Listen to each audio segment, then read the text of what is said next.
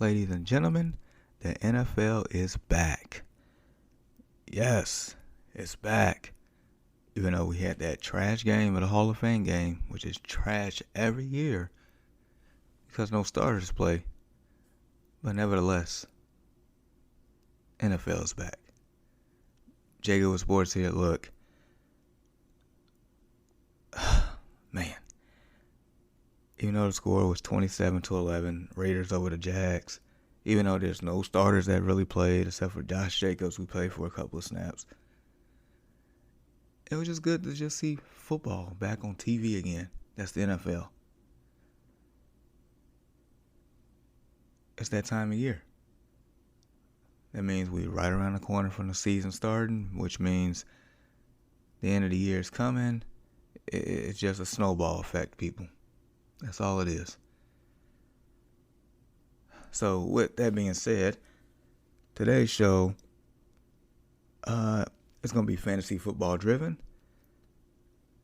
As I have expressed many a times, I am a fantasy football fanatic.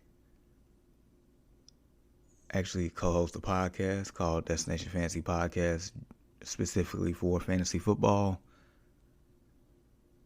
And actually right now, so we have a Destination Fantasy subscription going on to help those who want to gain an extra edge for fantasy football. So majority of it is driven to newer people who's starting out that I guess not necessarily know what they're doing per se, but also it's also for those that is looking for an extra edge, looking for an advantage, looking for I guess just VIP like access / resources, to make sure that you are in the best position possible to end up, winning your league or just more importantly cashing out at the end of the season. So yeah, we help you along with the draft process. If you want to, draft strategies, drafting for you if that's something that you want, from getting your lineups together, trade scenario / strategies, letting you know which players are trending this week, key matchups, injury news, basically everything that you need for week in, week out. We can definitely help you with the Destination Fantasy subscription. If you have any questions with that, just reach out. But yeah, this is fantasy football season. This is drafting time. More and more people in leagues, and also for daily fantasy as well, tend to start drafting around August. The closer to the season, the better. So that way you don't want to draft anybody and then they end up getting hurt in preseason, then you're upset. And typically people try to wait until preseason's over or close to it as possible when starters are not playing at that point. All right, so with all that being said, today's episode, I'm just listing my personal fantasy football quote-unquote sleepers, one per each position. So I got 4 here. Got a quarterback, and running back, a wide receiver, and a tight end. And I would name each one. And also, maybe not considered sleepers, but more so, I guess, people who I am personally targeting this year. They may not have done too well last year, but there's a lot of upside here. Maybe people are, kind of writing them off, but don't have recency bias on this one. Like these people, like I said, these are people that I'm targeting in my drafts this year that I want on my team. So if I'm saying this, that I definitely encourage you all, whoever plays, to try to get these 4 people as well. All right, so first I'm gonna start with at quarterback. I have Lamar Jackson. So last year he finished QB 15, meaning he had the 15 most points for a quarterback last season for fantasy football. Lamar Jackson and the Baltimore Ravens had a disappointing season. Right now, his average draft position is 4, which is pretty solid, but still, there are some people that shine away. For one, he's healthy. He's actually healthy now. Another reason why I feel like he's going to play a lot better, because it's kind of like in the contract year, per se. He's playing on his 5th-year option. Yeah, they could, franchise him. But I'm pretty sure them and the Ravens trying to get a long-term deal done. He doesn't have an agent. He's been, patiently waiting, doing this process. So I don't think he's in a sense has a sense of urgency here, but at the same time, he's trying to get paid. So, that is a factor. Another reason is Mark Andrews is still there, who was the number 1 tight end fantasy-wise last year. So he has his security blanket. Yeah, Hollywood Brown got traded during the draft to the Arizona Cardinals. That just means, more looks for Mark Andrews. Also, Rashad Bateman, who is, projected to be their number 1 wide receiver now. So, with that familiarity with Andrews, security blanket, third down and stuff like that, key matchups, that should help him out a lot. And more importantly, he's the ultimate dual threat quarterback. When we think of dual threat quarterbacks, he's the first quarterback that you think of. I mean, Madden gave him a 96 speed. I mean, that should tell you how fast the man is compared to others. Like, dude is sensational. Yeah, he's made a living with his legs. But I personally, for me, from the eye test, I have seen him have progressions, throwing the football as well in the pocket. Maybe not last year, but what I'm saying is, as long as he, has the time and the wide receivers can, run the routes and get open, then I feel like he can deliver the ball where it needs to be. So Lamar Jackson has a high floor every week because of his legs. And what I mean by that, as far as high floor, meaning he's going to give you probably at least 7 to 8 points every week just from his legs. So that's about 70 to 80 yards every week. Every 10 yards is typically a point. And, if you get any rushing touchdowns, that just boosts it up right there. So rushing touchdowns typically is worth 6 points. So he could give you 20 yards on the ground and a touchdown. That's 80 points right there. And as we all know, Lamar Jackson is very prone to get you a lot of points on the ground based on the style of offense that they run and his tendencies. So yeah, everything else in the air, accompany what he does on the ground, makes him the ultimate dual threat quarterback. So yeah, he has the potential to finish as the number 1 quarterback this year, by far. I am very high on Lamar Jackson. In fact, I'm high on Lamar Jackson and Mark Andrews. So if you can somehow get both of those on your team, that's considered a stack. It means you can double up every time they play. So yeah, I am very high on Mr. Jackson here. I wish him nothing but the best this year, fantasy-wise and football-wise. All right, running back. All right, this is like one of my personal favorite running backs in the league. Injuries and a bad offensive line has kind of like derailed his quote-unquote Hall of Fame career. But I feel like he has a chance to actually be special this year. His name is Saquon Barkley. So last season, he finished running back 34, meaning 33 other running backs finished the year with more fantasy points than Saquon Barkley. That's a lot. Right now, his average draft position, or ADP, is around running back 11. But here's why I'm very high on Saquon Barkley. For one, he's in a new offense. Brian Dable came over from the Buffalo Bills, offensive coordinator. So as you know, the Buffalo Bills offense, the Buffalo Bills in general, it's a good team. Offense is good, defense is good, across the board good. So therefore, whatever they used to run, in New York, that's out the window, so we have a better offense going on, better scheme. Number two, it's a better offensive line. Like, Saquon has pure talent. Pure talent. His talent is almost second to none. But every time he used to get the ball, it'd be like 2 or 3 members of the defense already in the backfield. So he's out here exerting extra energy to break tackles as soon as he get the ball just to gain a couple of yards. After a while, you kind of get hurt. And that's what's been happening to this man. He actually, spent this offseason training in development instead of rehabbing. When you have to spend an offseason rehabbing, you don't really get a chance to develop at all. So that kind of stunts your growth. So that helps out a lot. Another thing is his hands. His pass catching ability is very underrated. You hardly get to see any of that back in the past, but I'm pretty sure that's going to change now. With Daniel Jones still the quarterback, I'm pretty sure Dale's going to make him check down a lot more than what he's been doing.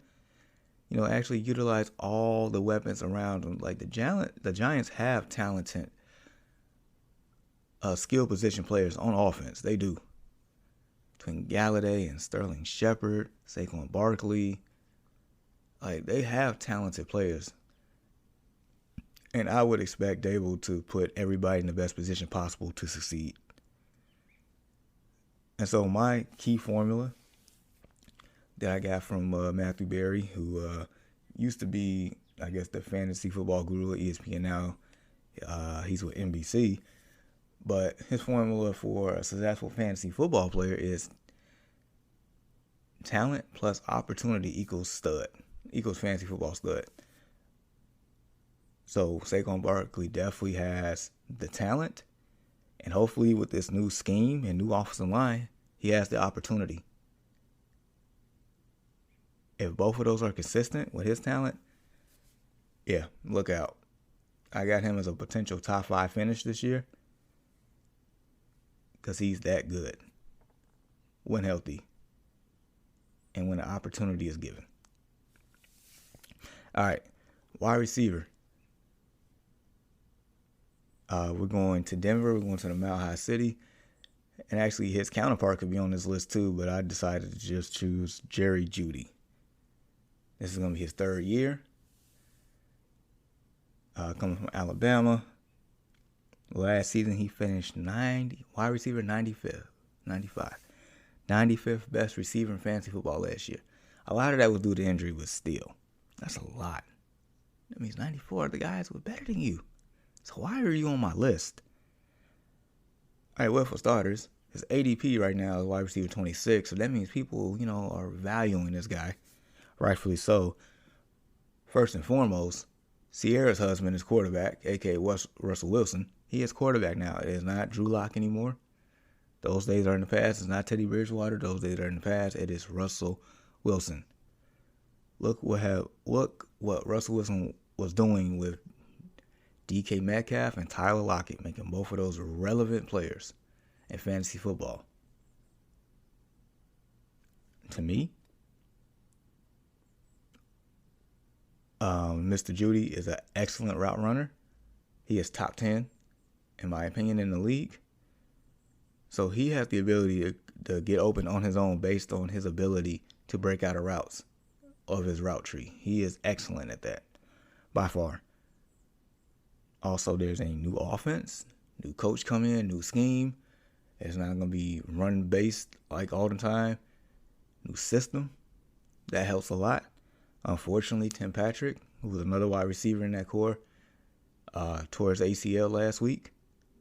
So that's one less mouth to feed. And he's actually healthy now. So if you factor in all those ingredients between Sierra's husband at quarterback, a new offense, him being excellent at route running to get open. Unfortunately, no Tim Patrick. All this comes together and you have a recipe for success. I could see Jerry Jeudy being a top 15 wide receiver this year, by far. And normally you start at least 2 wide receivers on your team in fantasy football. So that means if he's top 15, he's an automatic starter every week. And the way he's being drafted, wide receiver 26, that's either a flex player or wide receiver 3. So that means he has value right now. So when you see his name later on in the draft, rounds 8, 9, 10, or whatever rounds they are, and he's right there, he is worth a draft pick on your team. Jerry Jeudy, Denver Broncos. Grab him. All right. And so the last player, in the last position, tight end here. So I still believe in this guy because he is a sensational talent. And I think he was just in a bad position. Because I kind of mentioned one of his former teammates being in a bad position before. I am speaking to the likes of tight end Evan Ingram from the Jacksonville Jaguars now. Last year, he finished tight end 23.